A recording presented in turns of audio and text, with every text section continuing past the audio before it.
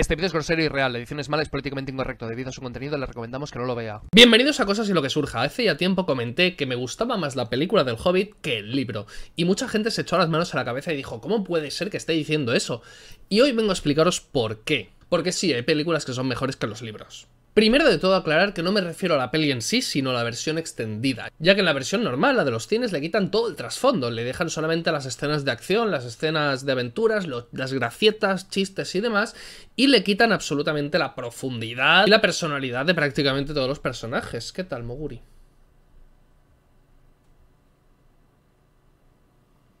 Así que me voy a estar refiriendo todo el rato a la versión extendida, que evidentemente tiene fallos, tiene cosas que no encajan demasiado, como por ejemplo la relación amorosa esta entre el enano y la elfa que tanto se ha comentado.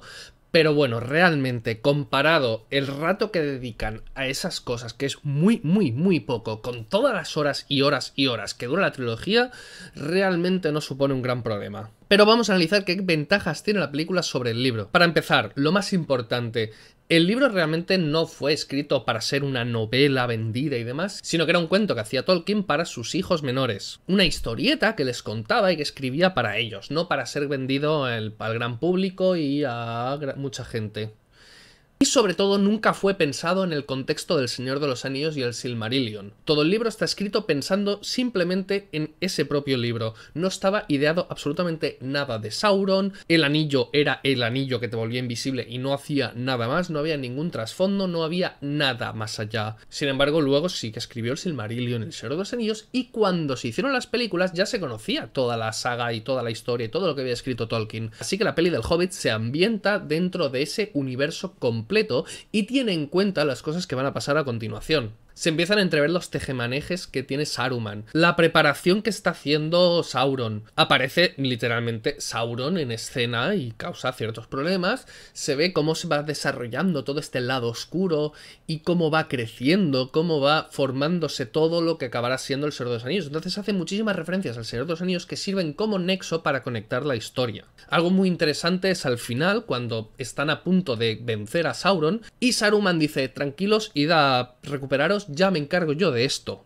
Y se va a enfrentarse a Sauron. Ese final me encanta, ese final de trama me encanta. Y todos estos añadidos que le ponen para conectar con el Señor de los Anillos y potenciar muchísimo la trama están muy logrados. Hace que una persona que ha visto el Señor de los Anillos disfrute más del Hobbit y si lo ves cronológicamente, entiendes muchísimo más y ves mucho más de dónde salen todas las cosas del Señor de los Anillos. Cosa que en ningún momento pasa en el libro porque no estaba pensado para esto. Otra cosa muy importante de la película es que desarrolla más los personajes. Sobre todo Bardo. Bardo, que en el libro básicamente al final aparece, dispara una flecha al dragón y lo mata y ya está. Es un personaje que sale de la nada y de golpe te rompe la trama.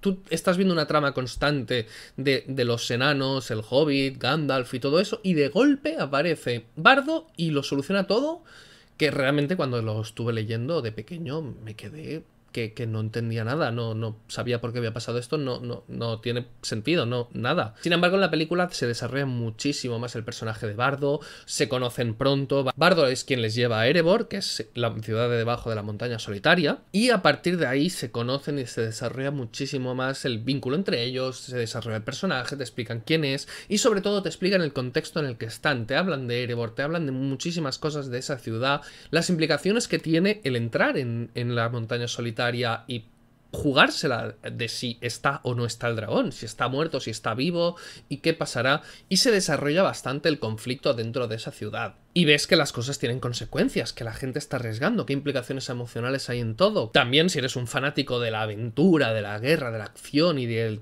las escenas visualmente impresionantes, bueno, es que comparar la batalla de los 5 reinos de la película del libro, bueno, te cuento la del libro. Bilbo se tropieza, se da un golpe en la cabeza, se desmaya y cuando se despierta ya ha pasado todo. Eso es la batalla de los 5 anillos. Claro que una batalla así narrarla pues es más complicado. Visualmente siempre supera con creces. Entonces, toda esta parafernalia es divertida de ver y es entretenida de ver. Sí que tiene cosas raras, como por ejemplo, ¿por qué no usan esos gusanos gigantes que hacen agujeros en el abismo de Helm o en el retorno del rey? ¿Por qué no usan esas cosas que antes controlaban? Que esto pasa mucho en las precuelas, que como se graban después siempre hay mucha tecnología y se pueden hacer efectos visuales mucho más bestias, y entonces lo miras cronológicamente y dices, ¿por qué todo ha empeorado tanto? ¿Por qué han atrasado tanto? Es un poco como el Star Wars. Tú ves las batallas de los Jedi en las precuelas, que vale, por muy malas que sean, pues hombre, se mueven bastante mejor las personas, ¿no? Las batallas son mucho más dinámicas y más acrobáticas y demás, y luego ves el episodio 4 y dices, ¿cómo es que habéis olvidado absolutamente toda la técnica y por qué peleáis de forma tan ortopédica?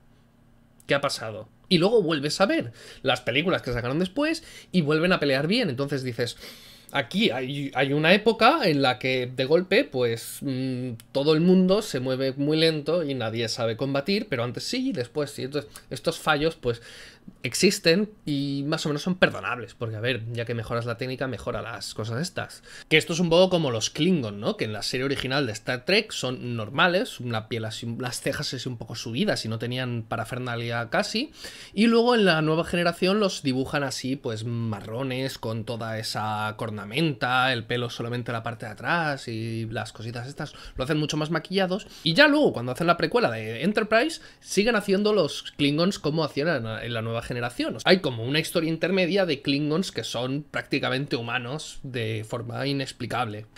Pero bueno, que quitando estos fallos así de racor, entre comillas, las batallas molan más que en el libro. Visualmente están divertidas. Estos orcos gigantes, estos trolls o lo que sean, así descuartizados, que batallan de forma extraña, con colgantes de pinchos y demás.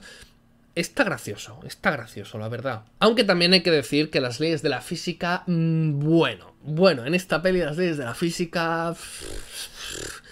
Esa escena de Legolas caminando por encima de rocas que flotan, es que la tenía que mencionar porque me parece una de las peores escenas de la historia del cine. Solo superada por la muerte del padre de Batman y por muy poquitas más. Pero bueno, por estos motivos yo considero que la peli supera bastante al libro. De verdad, tiene muchísimo más. Muy purista tienes que ser del libro y muy exigente tienes que ser con las películas de no, se tienen que parecer al libro porque si no, no son buenas. Bueno, a ver, se pueden cambiar cosas que no les saquen de la trama, o sea, no hagas un Dragon Ball Evolution y te inventes la historia totalmente, pero si añades cosas y encima las añades pensando en otros libros que tiene esta saga, como por ejemplo hace muy bien la guía del autostopista galáctico, que la guía del autostopista galáctico realmente es un libro de una saga de 5, es una trilogía en 5 partes, ¿vale? O sea, el autor es así de cachondo. Entonces, para hacer la guía del autostopista galáctico no solamente se restringen a hablar de ese librito que es muy corto, ese libro es muy corto,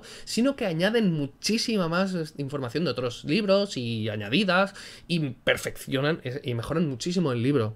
Entonces, aquí pasa lo mismo, y por estos motivos más considero que es bastante mejor la película que el libro. Y ahora, a ver, déjame tus opiniones y déjame ver qué te parece, y si crees que tengo razón o no, o si tú lo ves desde otra perspectiva, y si lo ves mejor tú el libro que la película. Adelante, los comentarios están libres para que diga a todo el mundo lo que le apetezca. Que bueno, también añadir un poquito que Tolkien, pues escribiendo, pues no es muy dinámico, ¿no? A veces es un poquito tostón. Ya entrando en El Señor de los Anillos, que el paseo por el Bosque Viejo sean 150 páginas y el Concilio de Elrond sean 100 páginas, pues ya es venirse un poquito arriba, ¿no? Que se dedique 8 páginas en describir el marco de una puerta, pues quizá es un poco exagerado, ¿no? Quizá en estos autores que detallan de forma tan exagerada todo, con un vistazo que hagas en la película, que te lo ponen el decorado y ya esa explicación de 20 páginas ya te la muestren, entonces se pueden dedicar a hacer otras cosas más interesantes, pues quizá mejora un poco, ¿no? Víctor Hugo con Los Miserables, pues en el libro que se viene arriba y se pone a hacer la declaración de la renta de un cura, no lo sé, no sé si era necesario.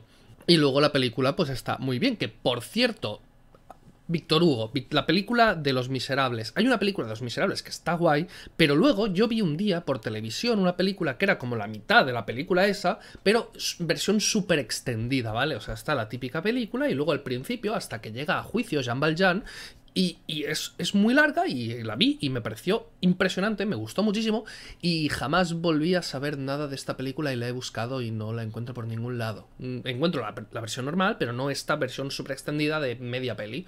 Y me gustaría saber qué ha sido de ella, si la he soñado, si alguien de vosotros la conoce y me la puede pasar porque me gustaría volverla a ver. Y bueno, ya que os he mencionado Star Wars, igual en otro vídeo os explico por qué Luke Skywalker es un completo inútil. Vale que en el episodio 4 esté muy bien, pero en el episodio 5 y 6 no hace nada. O sea, si se llega a pasar al lado oscuro, no hubiese pasado nada. O sea, no sirve para nada el personaje de Luke Skywalker en el episodio 5 y 6. Pensad en ello. O sea, ya os hablaré del tema. Un saludo y nos vemos. Este vídeo es humor y parodia. Si le ha ofendido, tome la medicación que le ha dado el psiquiatra. Si le ha gustado, le recomendamos que se suscriba y le dé me gusta.